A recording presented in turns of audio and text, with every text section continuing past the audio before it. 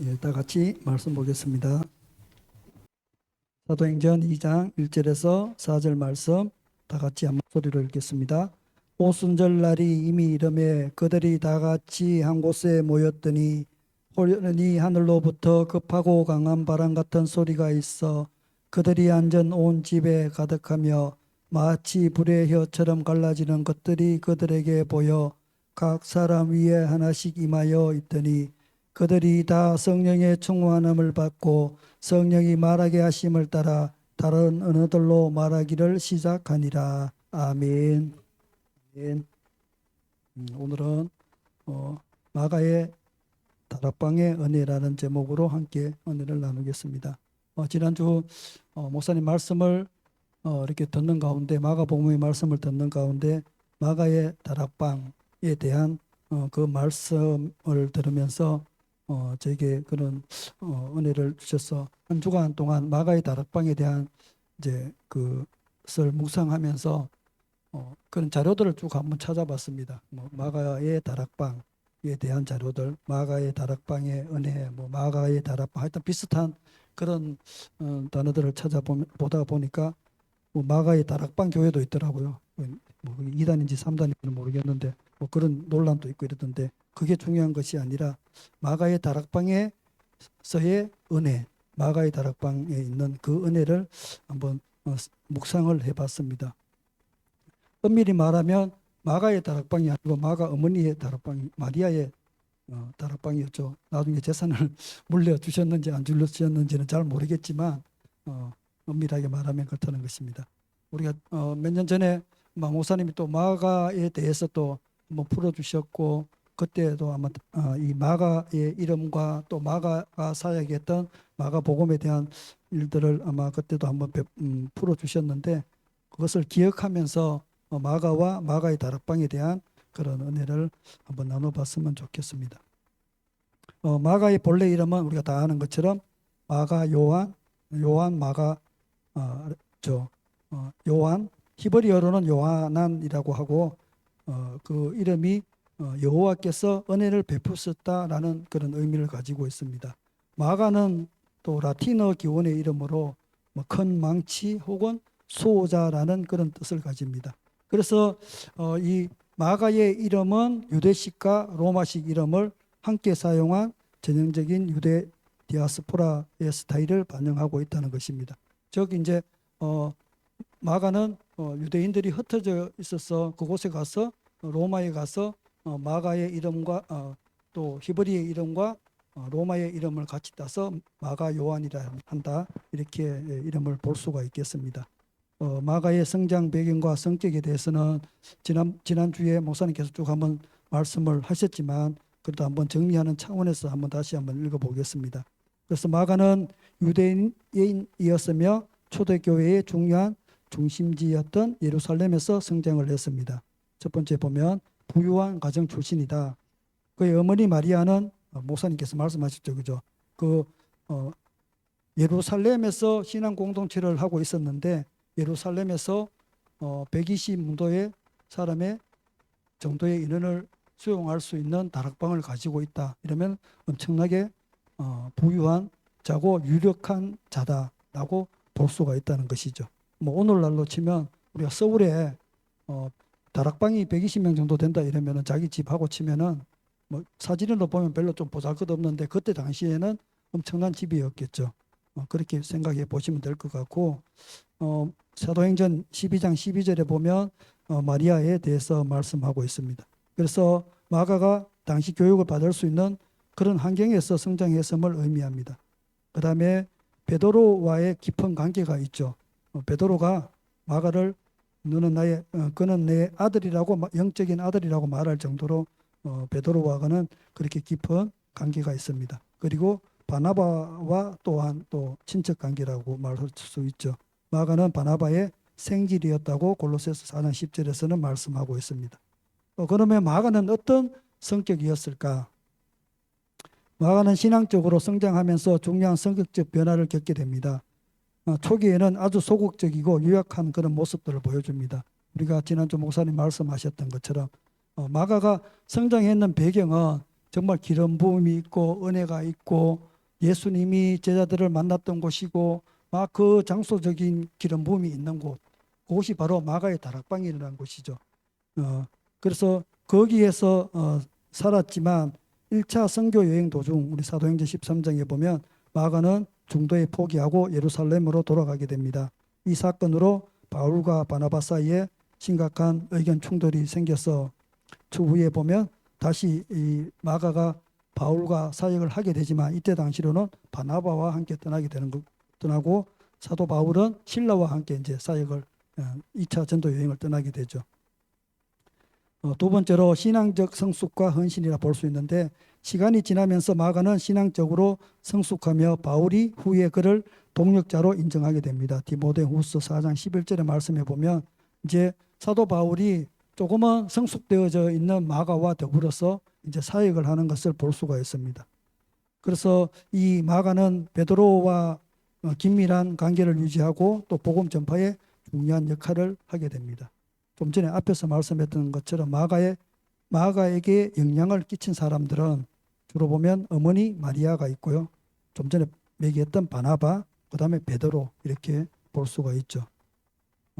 또 이 마가와 관련되어 있는 역사적 사실과 또 주요 사건들을 보면 1차 선교 여행에서 중도 탈락해서 돌아오는 일들을 겪으면서 이 마가는 좀 유약한 모습, 연약한 모습들을 보여주게 되고 이것으로 인해서 사도 바울에게 아주 큰 실망감을 안겨주고 이후에는 바울은 마가를 신뢰하지 않게 됩니다. 그래서 그 이제 영적인 성숙이 일어나기 이전에 사도 바울은 마가를 신뢰하지 않습니다. 왜? 중도에서 포기하고 돌아갔기 때문에.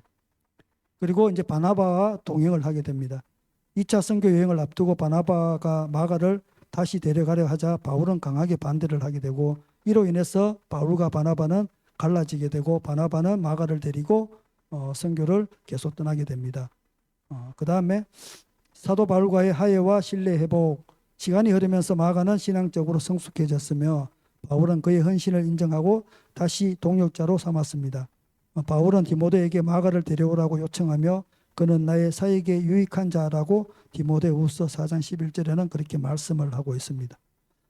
베드로와의 사역과 또 마가복음의 저술 AD 한 60년에서 70년경에 이 마가는 베드로와 함께 로마에서 복음을 전하며 베드로의 증언을 기록하여서 마가복음을 쓰게 됩니다. 그래서 마가복음이 가장 먼저 기록된 복음서입니다.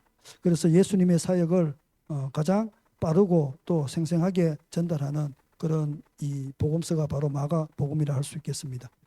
선교 활동과 순교에 따르면 마가는 이제 애굽 즉 이집트에서 복음을 전파했고 알렉산드리아 교회를 창립한 것으로 전해졌습니다. 그래서 전성에 따르면 알렉산드리아에서 이교도들에게 의해서 끌려가서 순교를 하게 됩니다. 마가의 성격적 의미와 신학적 중요성을 한번 보겠습니다. 실패에서 회복으로의 본보기다. 여러분들은 지난주 이제 목사님이 마가에 대해서 말씀하실 때에 마가는 성령을 받지 못했다. 그런 말씀을 드렸잖아요. 그죠? 영적으로는 그런 환경 속에 이렇게 있었지만 기름 부음이 있고 은혜가 있는 그 환경 속에 있었지만 초기에 마가의 모습은 그런 성령을 받지 못한 상태, 주님을 온전히 만나지 못한 상태. 그의 환경은 정말 멋진 신앙적인 환경에 있었지만 실제로는 그랬다는 것이죠. 그래서 그런 연약했던 초기에 그런 마가였지만 그런 실패에서 다시 회복했다는 것에 우리가 초점을 맞춰야 한다는 것입니다. 마가는 처음에는 신앙적으로 미성숙하여서 선교 여행을 중도에 포기했지만 시간이 지나면서 강한 사역자가 되었다. 이런 실패 후에도 다시 일어설 수 있는 가능성을 보여주는 신앙의 본보기가 된다. 좀 이따 이렇게 말씀을 드리겠지만 마가의 그런 예수님과의 관계, 그 예수님이 십자가에 달리시 전에 붙잡혀 갈 때의 그 모습 속에서 나타나는 마가의 모습은 정말 이제 아주 연약하고 유약한 그런 모습의 마가였다는 것이죠. 어쩌면 저는 마가 복음을 하면서 왠지 처근한 마음이 들면서 이게 내가 마가와 같아 하는 뭐 전반부의 마가, 신앙의 초기의 마가, 그런 마가와 같다는 마음이 들더라고요. 예수님이 잡혀갈 때 그 모습을 보았던 베드로도 마찬가지였고 열한 제자가 다 똑같았지만 마가는 어떤 모습을 보여줬을까? 좀 이따 다시 한번 말씀을 이렇게 드리면서 한 주간 동안 이 마가의 다락방의 은혜를 기억하면서 이렇게 묵상하면서 정말 내가 마가와 같이 정말 유약한 그런 믿음의 사람은 아닐까. 우리가 성결한 교회라는 이 공동체 안에서 기름 부음의 은혜가 있는 곳 안에 늘 그렇게 생활하면서도 어쩌면 그 마지막 때 주님이 그런 고난을 당하실 때에 내가 예수님을 부인할 수 있는 아니면 도망갈 수 있는 그런 연약한 모습을 가지고 있지 않은가 하는 그런 생각들을 참 많이 해봤습니다. 그런데 희망이 있는 것은 마가의 이후의 사역들을 바라보면 희망이 있다는 것이죠. 마가는 또한 초대교회 선교의 중요한 인물이었습니다. 바울과 바나바, 베드로 등 여러 사도들과 협력하여서 초대교회의 확장에 중요한 역할을 하게 됩니다. 그리고 이집트 교회의 창립자로 아까 알렉산드리아 교회라 했죠. 그 다음에 아프리카 교회의 기초를 넣는 인물로도 이 마가가 인정을 받고 있습니다. 마가는 초기에는 연약했지만 결국 신앙의 용사가 되어서 순교하기까지 복음을 위해 헌신하였습니다. 이는 하나님의 은혜 안에서 변화될 수 있는 삶의 가능성을 보여줍니다. 우리가 은혜 안에 있으면은 우리가 연약하고 때로는 넘어지고 때로는 우리가 어떤 죄를 저지르고 때로는 우리가 뭔가 문제를 일으킬 수 있지만 그래도 우리가 은혜 안에서 있어야 될 이유는 이 마가의 모습에서 우리가 볼 수 있다는 것입니다. 그래서 이 기름 부음이 있고 은혜가 있는 그곳에 내가 무슨 일이 있어도 발붙이고 있어야 나에게는 재생 가능성이 있다는 것입니다. 이것을 우리가 떠나버리면은 우리의 인생은 끝난다는 것이죠. 지옥행이라는 것이죠. 그렇지만 그 은혜의 자리에 있으면 하나님은 우리를 긍휼히 여기셔서 언젠가는 우리를 크게 들어 사용하신다는 것입니다. 그래서 우리가 은혜의 자리에 기름 부음이 있는 곳에 그 장소에 있는 것은 장소적 기름 부음이 있는 곳에 있는 곳은 정말 중요하다는 것입니다.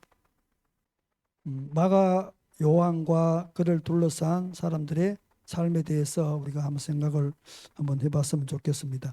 그래서 마가가 가지고 있는 연약한 점, 첫 번째로 예수님께서 잡혀가는 쉬는 시간에 모든 제자들이 달아난 것은 물론이고 특별히 베드로는 멀찍이 있어서 3번이나 주님을 부인하였고 또 맹세하고 저주까지 하면서 부인을 했습니다. 이것이 어떻게 보면 우리의 육체를 입은 우리들의 모습일 수도 있습니다. 그런데 마가복음에는 14장 51절 52절의 말씀에 보면 한 청년이 벗은 몸에 배 혼이불을 두르고 예수를 따라가다가 무리에 잡힘에 배 혼이불을 버리고 벗은 몸으로 도망하니라 라는 기록이 나옵니다. 이것이 이제 대부분의 학자들이 이 청년이 마가복음을 기록한 마가 자신이라고도 말합니다.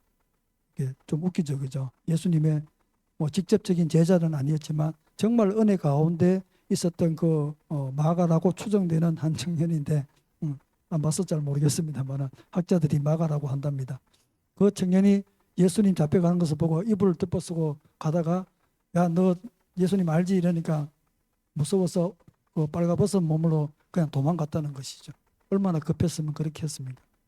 그 모습을 가만히 생각하면서 그 모습이 내 모습일 수 있겠다 하는 모습을 제가 이렇게 생각을 하면서 참 부끄럽기도 하고 요 하나만 가지고 바라보면 너무나 나약한 나의 그런 모습을 생각하게 되었습니다.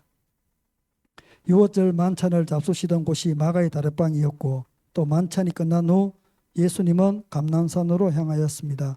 마가는 자기 집에 잠들었다가 후에 예수께서 잡혀 집 앞을 지나가실 때에 잠에서 깨어 듣고 있던 배 혼이불만 걸치고 무리들을 따라가다가 예수님을 따라온 무리들이 자기를 알아보고 잡으려고 하자 배 혼이불을 버리고 알몸으로 도망간 것입니다. 이 기록을 읽은 독자들은 마가 요한이 연약하고 부끄러운 모습을 보인 것이라는 생각을 하게 될 것입니다. 우리는 대부분 그렇죠, 그죠? 나는 절대 안 그럴 거야. 베드로처럼, 그죠? 나는 절대로 그러지 않을 거야. 그것이 우리의 모습인데 베드로는 3번이나 그렇게 저주를 하면서 부인을 했습니다. 이 사순절을 보내면서 그런 묵상이 되더라고요. 마가 요한은 바울이 바나바와 함께 1차 전도 여행을 떠날 때 그 선교팀의 수행자로 동참했습니다. 마가 요한이 그 바나바의 조카였고 또 마가는 부유한 가정에서 태어나 부족함을 모르고 살았습니다. 그래서 사도행전 12장 12절은 마가에 대한 직접적인 기록보다는 그의 어머니와 그곳에 모인 성도들에 대해 기록하고 있습니다. 마가라 하는 요한의 어머니 마리아의 집에 가니 여러 사람이 거기에서 모여 기도하고 있더라. 사람들이 흔히 마가의 다락방이라고 말하는데 엄밀히 말하면 마가 어머니 마리아의 집입니다. 여기는 120여 명의 성도들이 오순절날 성령을 받았던 곳이기도 합니다. 당시의 정치, 문화, 경제의 중심지였던 예루살렘에 120명 정도가 들어갈 수 있는 집을 소유했다는 것은 마가의 집안이 남달리 부유했던 것을 보여주고 또 이 집은 예수님께서 제자들과 최후의 만찬을 나누셨으며 오순절 이후에는 기독교 최초의 교회인 예루살렘 교회로 사용되었습니다. 그리고 베드로가 기적적으로 감옥문이 열리고 성령에 이끌려 밖으로 나와 찾아간 집이었습니다. 이렇게 부유하고 안락한 삶을 살았던 마가 요한이 선교비나 여행에 필요한 짐, 심지어는 두 벌 옷이나 신발, 지팡이도 없이 고된 선교 여행을 이어가는 것은 여간 힘든 일이 아니었을 것입니다. 그래서 결국 밤빌리아에 있는 버가에서 예루살렘으로 돌아가 버린 것으로 생각이 됩니다. 아직 믿음이 어리고 고난을 이겨낼 만한 용기와 인내와 장성함이 없는 모습이라고 볼 수 있었을 것입니다. 그래서 이 마가의 다락방은 정말 어떻게 보면은 성경의 역사 중에서 정말 기름 부음이 정말 가장 강력한 곳이라 해도 과언이 아닐 정도의 그런 역사를 가지고 있습니다. 예루살렘 초대 예루살렘 교회로 사용되었고 예수님이 마지막 만찬을 나누었던 곳이었고 또 베드로가 감옥에 있다가 나와서 간 곳이 바로 이 마가의 다락방이었고 또한 예수님이 십자가에 달리시고 죽으시고 부활하기 이전에 제자들이 그곳 모여서 정말 그곳에서 다시 한번 주님이 지셨던 십자가를 고통 속에서 제자들이 지었던 그곳이 바로 이 마가의 다락방이었던 것이죠. 그러나 선교단의 여정이 언제나 이처럼 순조로운 것은 아니었습니다. 처음에는 이 마가가 선교 여행을 갔을 때에 일행들이 막 환대도 해주고 또 거짓 선지자들을 징계하고 소경이 눈 뜨고 막 이런 환상적인 사역들이 막 일어나는 거죠. 환상적인 사역들이 실제로 능력들이 나타나니까 마가도 상당히 신났을 겁니다. 그래서 이제 1차적으로는 그런 능력들을 바라보면서 마가가 신이 났는데 이제 2차적으로 이제 선교를 가야 되는 진짜 고난의 그 선교 여행이 시작되니까 이 마가는 그것이 두려웠던 것이라고 생각할 수가 있습니다. 선교단이 나아가고자 하는 특히 중앙 고원지대에는 지형이 험하고 황량하여서 또 산적대 도적들이 출몰이 잦았고 이 같은 그 얘기가 그때 당시에 사방에 그렇게 퍼져 있었다는 것이죠. 그러다 보니까 갈라디아 지방으로 계속 가고자 하는 바울의 주장에 바나바는 찬성했으나 마가는 더 이상 고난과 싸우면서 고향을 멀리 떠나 이국 하늘 아래에 처음 겪는 이런 어려운 전도 여행을 계속하고 싶지 않았다는 것입니다. 그래서 부유하고 유약하게 자란 마가로서는 이미 많은 인생 경험을 쌓은 바울과 행동을 함께하기는 무척 고통스러웠던 것입니다. 그는 드디어 이들 일행과 헤어져서 예루살렘 가정으로 돌아가게 됩니다. 그래서 마가의 이 가정 환경, 성장 환경 자체가 말 그대로 우리 말로 표현하면 샌님, 도련님 이런 정도의 어떤 그런 부유한 삶을 살다가 이런 험한 일을 하게 되니 감당이 안 되었던 것으로 추정이 됩니다. 마가의 어머니 마리아와 바나바는 오누이 사이여서 마가가 삼촌 바나바의 영향을 많이 받았으리라 생각이 됩니다. 마리아는 예루살렘에서 비교적 부유한 생활을 누리고 일찍 예수님을 영접한 후에 예수님과 그 제자들을 적극적으로 지원했던 인물입니다. 최후의 만찬도 자기 집에서 하도록 했습니다. 마가 요한은 예수님의 제자는 아니었지만 어렸을 때 예수님을 직접 목격하였고 어머니와 바나바에게 믿음의 유산을 이어받았습니다. 그러므로 마가는 자애롭고 믿음이 돈독한 어머니, 유복한 가정환경, 유대인으로서의 철저한 신앙교육, 예수님과의 만남, 자기 집에서 열렸던 은혜로운 기도회, 예배들과 성령 강림의 체험, 사도들과의 어울림 등 너무나 좋은 신앙 환경 속에서 성장했습니다. 마가와 바울의 만남은 바나바에 의해 이루어졌고, 바나바가 바울과 함께 부조하는 일을 마치고 예루살렘에서 안디옥으로 돌아올 때에 바나바는 마가를 데리고 옵니다. 바울과 마가의 직접적인 인연은 여기서 시작되었고, 그는 복음을 잘 받아들이고 선교에도 열심히 있었다고 보아야 할 것입니다. 오순절 성령 강림의 은혜에도 참여했을 것이고, 공회와 바울의 핍박으로 교회가 어려움을 처했을 때 그 모든 것을 보고 들었을 것인데도 기꺼이 선교 여행에 동참한 것을 보면 자신은 물론 다른 교인들로부터도 인정을 받았을 것으로 생각해야 할 것입니다. 마가복음에서 기록했던 부끄러운 모습을 회개하고 다시는 주님을 부인하지 않고 열심히 주님의 복음을 전가하려 했던 것입니다. 그가 밤빌리아의 버가에서 선교팀을 떠나 예루살렘으로 돌아가 버린 이유를 다 알 수는 없지만 하나님께서 그가 바나바와 함께 2차 선교를 하게 하였고 그를 더 연단시켜서 베드로와 만나게 해주셨습니다. 역사적인 기록에 따르면 마가 요한은 바나바와 선교여행 이후로 로마에 들어가 베드로의 수종자와 통역자가 되었고, 베드로로부터 예수님에 관한 말씀을 듣고 복음서를 저술하게 되었다고 합니다. 그것이 바로 최초의 복음서인 마가복음입니다. 사도 요한의 제자인 파피아스에 의하면 베드로가 로마에서 사역할 때 베드로의 설교를 통역했고, 또 다른 이들에게 따르면 베드로에게 들은 내용을 근거로 마가복음을 기록했다고 합니다. 마가 요한은 베드로가 로마 감옥에 있는 동안 그를 보살피며 베드로의 영적 아들 역할을 했습니다. 베드로는 그를 내 아들이라 불렀습니다.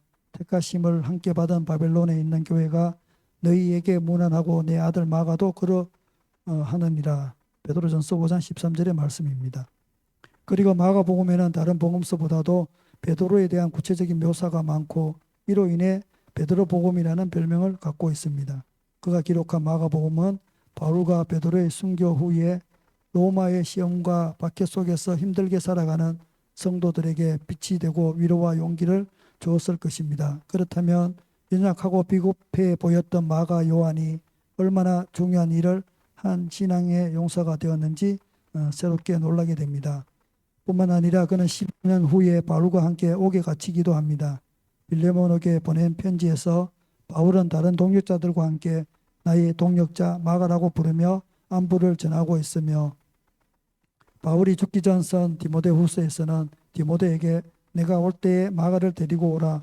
그가 나의 일에 유익하니라라고 말하고 있습니다. 이전에 바나바와 다투며 헤어지던 그 모습은 어디로 갔을까요? 바울은 그를 용서하고 귀하게 여기며 기꺼이 동역자라고 인정하는 것을 보게 됩니다. 전설에 의하면 마가 요한은 후년에 알렉산드리아 교회의 창립자가 되고 감독으로서 그곳에 머물며 이집트 전도에 힘썼고 트라야누스 황제의 박해를 받아 줄에 매여 끌려다니며 고초를 당하다가 불 속에 던져져서 순교를 했다고 합니다.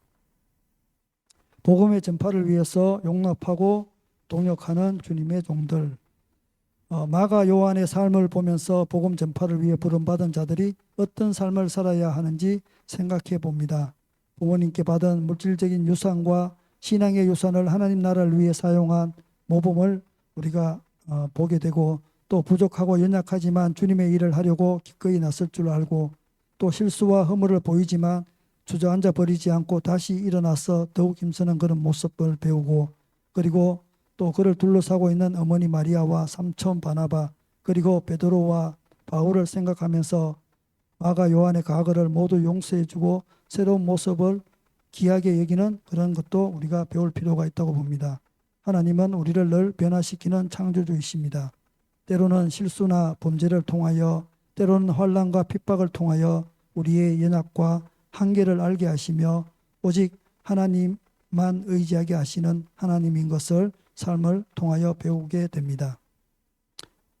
이 마가를 통해서 우리가 배워야 할 것은 사도 바울이나 베드로나 또 바나바나 용서하고 용납할 수 있는 그 은혜가 있다는 것입니다. 우리 골로새서 3장의 말씀처럼 우리 인간의 몸으로 바라보면 마가는 사역자들에게는 정말 형편없는 사역자가 됐던 것이죠. 그래서 바울은 초창기에 마가를 바라보면서 그를 굉장히 싫어했을 겁니다. 바울은 알지만 정말 완벽한 그런 어떤 성량을 가진 하나님의 사람이고 또 사역자죠.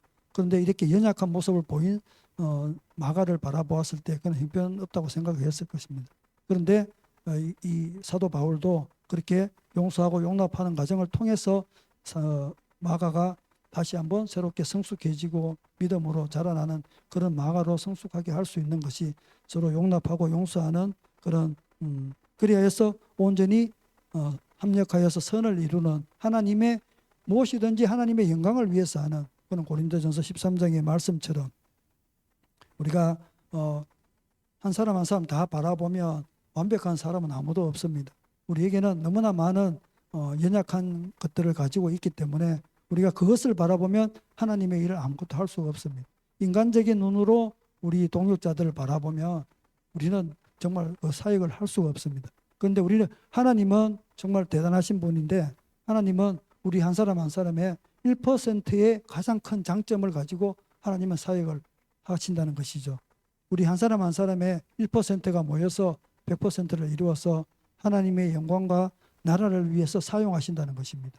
내 안에 있는 장점 50%가 아니라 내 안에 있는 장점 1%를 가지고 나머지 허물뿐인 그 99%를 하나님이 보시지 않고 내 안에 있는 장점 1%를 바라보시면서 우리 한 지체 한 지체들의 1%를 모아서 하나님의 나라와 영광을 위해서 사용하신다는 것이죠.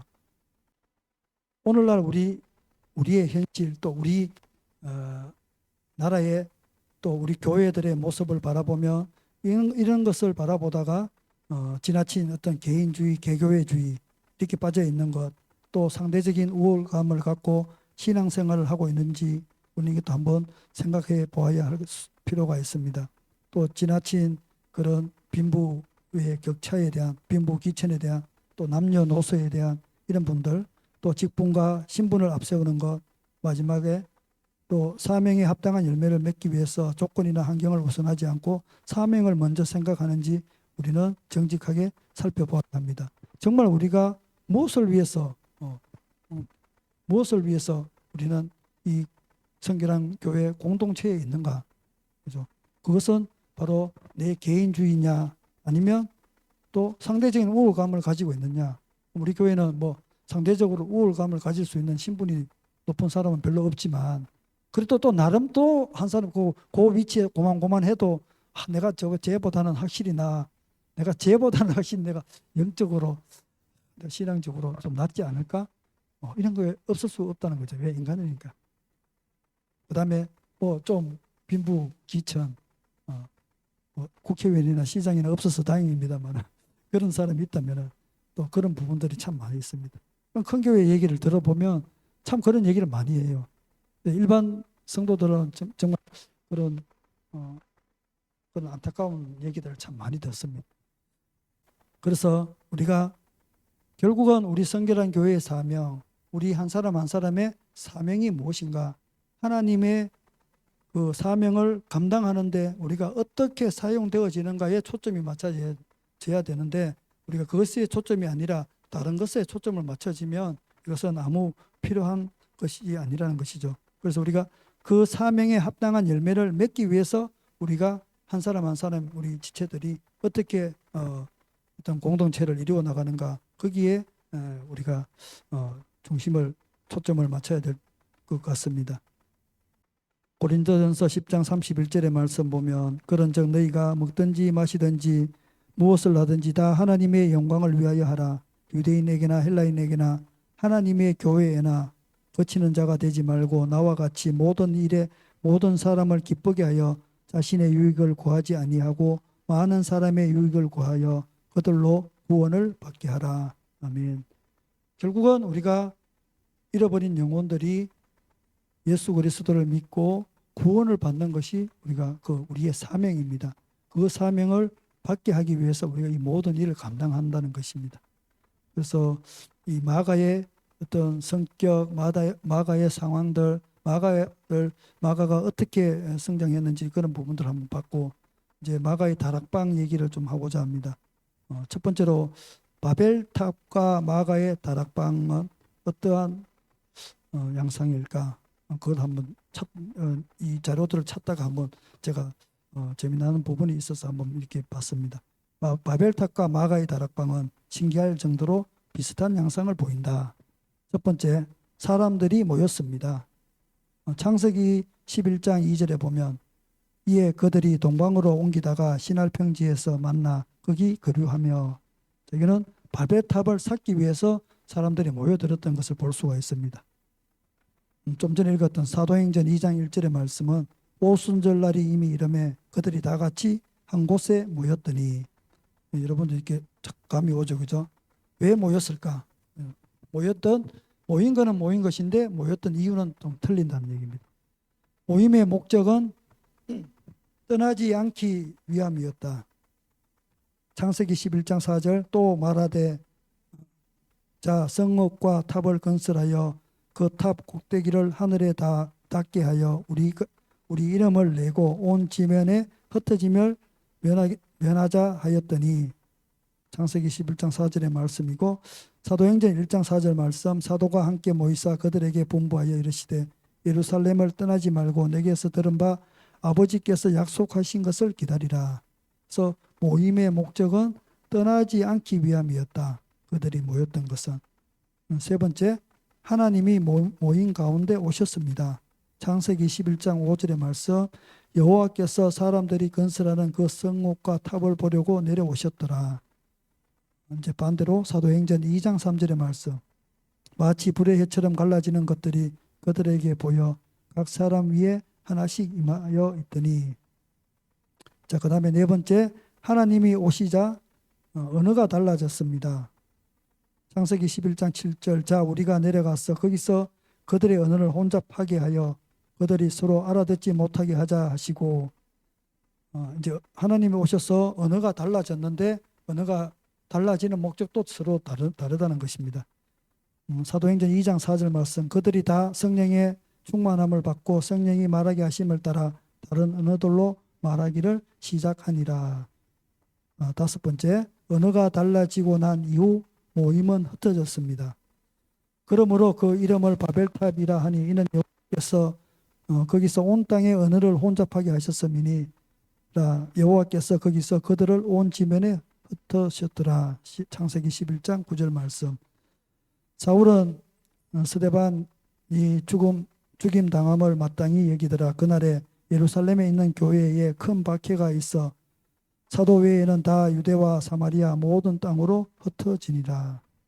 이렇게 바벨탑과 또 마가의 다락방 이렇게 두 개를 어떻게 보면은 비슷한데 어떻게 보면 정반대의 역할이죠. 사람들을 위해서 바벨탑을 쌓는 거고, 또 마가의 다락방은 하나님을 위하여 성령이 그곳에 임하였던 것을 볼 수가 있습니다. 바벨탑과 마가의 다락방은 비슷한 양상으로 인해 차이점이 명확하게 드러납니다. 모임의 주체가 달랐습니다. 창세기 11장 4절에 또 말하되 자 성읍과 탑을 건설하여 그 탑 꼭대기를 하늘에 닿게 하여 우리 이름을 내고 온 지면에 흩어짐을 면하자 하였더니, 누구를 위해서 이 바벨탑을 쌓는가 하면 우리 이름을 내고, 이렇게 사람을 위해서 이 바벨탑을 쌓는 것이죠. 그 다음에 사도행전 1장 4절에서 5절의 말씀은 사도가 함께 모이사 그들에게 분부하여 이르시되 예루살렘을 떠나지 말고 내게서 들은 바 아버지께서 약속하신 것을 기다리라. 요한은 물로 세례를 베풀었으나 너희는 몇 날이 못 되어 성령으로 세례를 받으리라 하셨느니라. 그래서 바벨탑의 주체는 인간이나 마가의 다락방의 주체는 예수님의 명령입니다. 두 번째, 모임의 궁극적인 목적이 달랐습니다. 바벨탑의 궁극적인 목적은 지면에 흩어짐을 면하고 사람의 이름이 하늘에 닿기 위함이었습니다. 그러나 마가의 다락방은 함께 모여 성령을 기다리는 것이 1차적 목적이었고, 이후 예루살렘을 떠나 흩어지는 것이 궁극적인 목적이었습니다. 예루살렘을 떠나지 말고 약속을 기다리라는 예수님의 음성은 기다리던 약속이 이루어지면, 즉 성령이 오시면 떠나라는 전제가 있습니다. 세 번째로 다른 언어로 말하게 하신 뜻이 달랐습니다. 그 바벨탑을 쌓는 그 목적이 무엇인가? 그다음에 오순절 마가의 다락방에 임하였던 그 곳에 임하였던 언어를 다른 언어를 말하게 하는 것, 그것은 목적이 완전히 달렸다는 것이죠. 바벨탑 사건의 말에 달라짐은 서로 알아듣지 못하게 하기 위함입니다. 그래서 스스로 신이 되고자 하는 인간들에게 하나님이 심판하신 것입니다. 오늘 우리가 머리 아프게 영어도 배워야 하고 일본어도 배워야 하고 하는 것은 왜 그랬을까요? 우리 인간의 욕심 때문에 그렇습니다. 그래서 다른 사람을 원망하지 말고 영어 단어 외우는데 다른 사람 원망하지 말고 나를 원망해야 돼. 나를. 우리가 죄인이기 때문에. 그래서 우리가 하나님과 동등됨을 취하려 하다가 어떻게 됐다고요? 언어를 혼잡하게 해서 하나님이. 그래서 각자 언어를 쓰게 만들었으니까 나를 원망하시기 바랍니다. 그러나 마가의 다락방 사건은 각자의 언어로 하나님의 큰 일을 말하고 듣기 위함입니다. 원래는 말이 달라 소통이 안 되었으나 성령의 방언의 은사로 인해 모두가 하나님의 위대한 행적을 들을 수 있게 되었습니다. 더 나아가 사도행전 2장 43절 이후에 나타나는 모임이 가능해졌습니다. 그래서 이 세 가지 차이는 바벨탑과 마가의 다락방의 차이일 뿐 아니라 이 둘로 비유되는 인간 나라와 하나님 나라의 차이점입니다. 그래서 이 바벨탑 사건과 마가의 다락방과는 유사한 점이 있지만 결국은 사람을 쫓는 것이냐, 육을 쫓는 것이냐, 영을 쫓는 것이냐, 거기에서 완전히 차이가 난다는 것입니다. 이제 몇 장 안 남았습니다. 마가의 다락방은 예루살렘 성 시온문에서 바깥쪽으로 100m 정도 되는 곳에 있습니다. 지금 인터넷에 조회해 보면 마가의 다락방은 굉장히 오래되어서 좀 볼품없는 그런 집같이 보입니다. 예루살렘 성 안에서 유대인들이 많이 거주하는 지역에 속했고 로마 시대부터 기독교인들이 이곳을 성지로 여겼습니다. 그래서 로마 시대 때부터 그러니까 AD 쪽이죠. AD 때부터 이곳이 기독교인들의 성지가 되었으니 지금 또 오죽하겠습니까? 여기에 나오는 마가는 마가복음의 저자이며 바나바의 생지이기도 합니다. 마가는 사도 바울과 함께 1차 선교여행 갔다가 중도에 포기하고 돌아왔던 적이 있습니다. 이후에 베드로와 함께 로마에서 사역을 했고 바울과도 화해를 했다고 알려져 있습니다. 마가의 다락방은 라틴어로 키니쿨룸, 즉 식당으로 불리는데 유대 문화에서 다락방은 손님을 접대하거나 중요한 모임을 할 때 사용하는 장소였습니다. 예수님은 로마군에 잡히기 전에 제자들과 최후의 만찬을 이곳에서 나누셨습니다. 예수님이 성천하신 후 가룟 유다를 대신하여 마띠아를 12제자 그룹에 가입시킨 곳이 이 마가의 다락방이었고 제자들은 마가의 다락방에 모여 기도했습니다. 오순절 성령이 강림하면서 본격적으로 초대교회가 시작됩니다. 이후 마가의 다락방은 초대교회 공동체의 중심지로 기능하면서 신자들과 함께 기도하고 떡을 떼며 교제하던 장소였습니다. 예루살렘 교회의 지도자인 베드로와 야고보도 이곳에서 활동했다고 전해집니다. 120명의 성도들이 열흘 동안 간절히 기도하다 성령의 임재를 체험한 곳이기도 하고 현재 마가의 다락방은 2층 석조 건물로 되어 있는데 안쪽은 로마 네스크 양식입니다. 홀 중앙에 기둥이 3개 있고 주위벽을 따라 세워진 기둥들은 곡선으로 연결되며 아치를 이루면서 천정을 받치고 있습니다.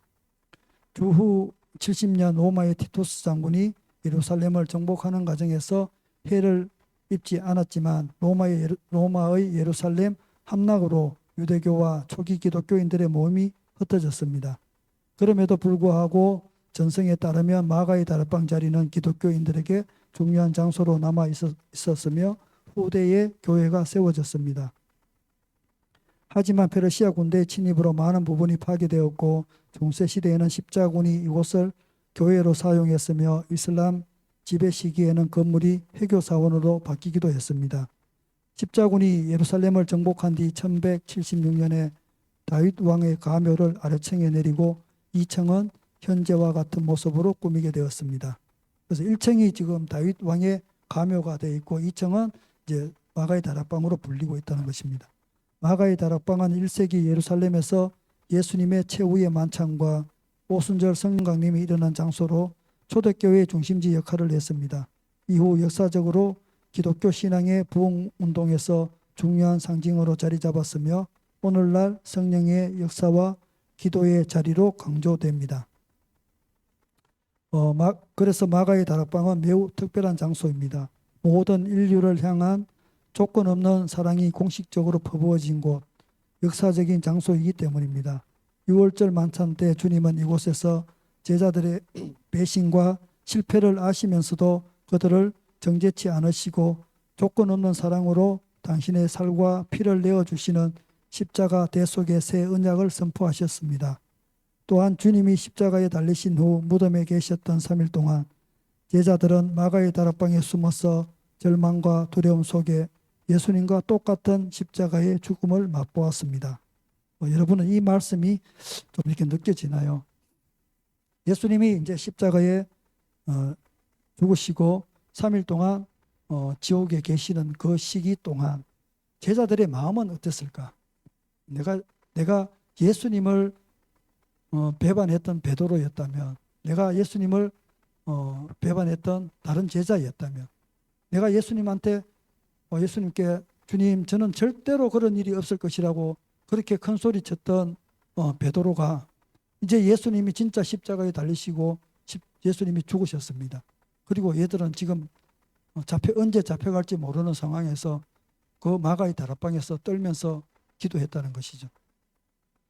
이 글을 쓴 사람의 표현은 그곳에서 그 3일간의 예수님을 생각하면서 내가 3년 6개월 동안 주님을 따라다니면서 그렇게 보고 듣고 했던 그 성령의 임재와 능력들, 기적과 표적들, 이것을 바라보면서 내가 예수님을 부인할 수밖에 없었던 그 연약한 육체를 가지고 있던 내 모습을 바라보면서 어떤 심정이었을까? 아까처럼 예수님이 붙잡혀 갈 때 빨가벗고 도망갔던 마가의 모습, 그럼 나는 어떤 모습이었을까? 내가 주님이 저 십자가에 달려서 죽으셨는데 그 모습을 생각하면서 살아있는 내 아를 바라보면서 나의 정말 이 육적으로밖에 느껴지지 않는 것, 나의 진짜 연약한 내 모습, 그것을 생각해 보면 정말 죽을 만큼 괴로웠을 것입니다. 그래서 이 말을 표현한 사람은 제자들이 그 11제자가 그곳에서 예수님과 똑같은 십자가의 그 고통, 물론 그 고통은 말할 수 없겠죠. 그 고통만큼은 안 되겠죠. 그런데 그 십자가에 달리신 그 고통을 맛보았을 것이라는 것이죠. 그 표현을 지금 그 마가의 다락방에서 예수님이 우리 제자들은 그 아픔들을 그곳에서 느꼈던 곳이라고 말씀하고 있습니다.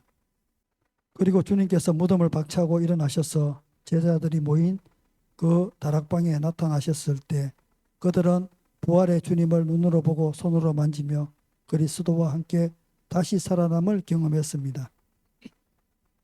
여기서 그치지 않고 오순절에 성령께서 제자들 각자의 삶에 퍼부어졌을 때 하나님과의 완전한 연합을 체험했습니다. 즉 마가의 다락방은 6월절 만찬을 통해서 주님의 그 조건 없는 사랑이 공식적으로 선포된 자리이고 십자가 후 3일간 조건 없는 사랑 제자들이 십자가에 못 박힌 자리였습니다. 이거를 표현하면서 지난주에 이제 우리 주일학교 친구들한테 예수님이 십자가에 달린 것이 안 느껴지잖아요. 그래서 예수님이 십자가에 달린 것이 안 느껴져서 그러면 우리 부모님을 생각해 보자. 부모님이 돌아가셨는데 그러면 그걸 생각하면 지금 부모님 내일 모레 돌아가신다는데 너희들은 뭐 게임하고 놀고 이러면 되겠니? 기도해야 되지 않겠니? 뭐 이런 생각하면서 우리 하준이가 눈물을 막 흘리는데 그냥 말만 하는데 눈물을 흘려가지고 예수님 제자들이 그런 모습이어야 된다. 그렇잖아요. 내일 모레 엄마가 아빠가 하늘나라 가신다는데 뭐 당장에 감이 안 오잖아 애들은. 그죠? 근데 주님이 돌아가신다는데 제자들이 어떤 마음이었을까? 그렇지 않다고 느끼고 생각한다는 것이죠. 그런데 그런 마음이 너무 아프다는 것입니다. 또한 부활을 통해서 죽음을 이기신 그 사랑과 부활 생명으로 다시 일으킴을 받은 자리, 그것이 바로 마가의 다락방이었다는 것이죠. 그리고 오순절날 성령 강림을 통해서 하나님의 그 사랑과 완전한 연합된 자리, 우리 이곳이 바로 마가의 다락방이었다는 것입니다. 이러한 마가의 다락방에 담긴 영적, 복음적 의미를 개인적인 신앙 가운데 확장하여 적용해 나갔으면 좋겠습니다. 주님을 믿고 거듭난 성도의 삶 속에서 누구나 마가의 다락방이 있습니다. 우리 한 사람 한 사람은 다 마가의 다락방에 있습니다. 날마다 이곳에 나와서 기도하는 그 기도의 골방으로 생각하는 교회 성전에서 기도하고 있는 곳이 바로 마가의 다락방이라는 것입니다. 하나님의 모든 역사는 이곳에서 시작이 됩니다. 그 기도의 자리에서, 그 골방에서 주님과 함께 보낸 세월만큼 주님은 우리의 삶을 통해 나타나십니다. 그 기도의 골방에서 받아 누린 사랑만큼 우리는 맡겨주신 사람들을 사랑할 수 있습니다. 오늘 또 그 기도의 골방을 통해서 부어주는 하나님의 조건 없는 그 사랑을 받아 누리며 그렇게 하루하루를 보내는 우리가 되었으면 좋겠습니다. 우리 삶 속에서 허락하신 마가의 다락방, 그것은 꼭 우리의 기도 자리이고 또 기도의 골방입니다. 그곳은 바로 하나님의 조건 없는 사랑, 그 아가페적인 사랑이 흘러넘치는 생명수의 근원지입니다. 이것이 바로 성경에서 말하는 마가의 다락방이었고, 오늘 우리가 살아가는 기도의 자리이기도 하고 이 성전이기도 합니다. 이 시간 우리 함께 기도하실 때에 마가의 다락방을 다시 한번 기억하면서 내가 마가처럼 그렇게 연약한 모습으로 하나님의 사역에 감당하였던 우리였다면 이제는 정말 더 성숙된 신앙인으로서 믿음을 가지고 주님의 사역에 감당하는 우리가 되었으면 좋겠습니다. 그리고 그 마가의 다락방을 사모하며 이 성전에서 기도하는 것을 사모하며 우리는 그 무엇보다도 기도의 골방에서 주님을 만나는 것을 더 우리가 사모하는 우리가 저와 여러분이 되었으면 좋겠습니다. 그래서 이곳에서 하나님이 부어주시는 그 조건 없는 사랑, 그 선포되어지는 조건 없는 사랑을 우리가 누리고 그것을 누려야 우리가 조건 없는 그 사랑을 이웃에게 또 잃어버린 영혼들에게 나눠줄 수 있습니다. 이 사순절 기간 동안 나는 어떻게 주님이 십자가에 진 그 십자가의 아픔을 또 3일간의 저 하나님과 분리되어서 그 분리된 3일을 고통 속에서 헤매었던 우리 예수 그리스도 바라보면서 또 내가 그 제자들의 심정처럼 내 자신이 십자가에 못 박힌 그런 것을 우리가 알아가는 그런 시간들이 되었으면 좋겠습니다. 죽음 이기신 주님을 그 부활을 통해서 그 사랑을 통해서 다시 한번 우리가 이곳에서 그 부활을 맛보는 것을 느꼈으면 좋겠습니다. 그래서 이곳에서 오순절날 임하였던 그 성령의 강림이 그것을 통해서 우리가 주님과 완전히 하나 되고 연합되는 그런 우리 성결한 교회 모든 공동체들이 되었으면 좋겠습니다. 이 시간 우리 함께 말씀 기억하면서 함께 기도하겠습니다.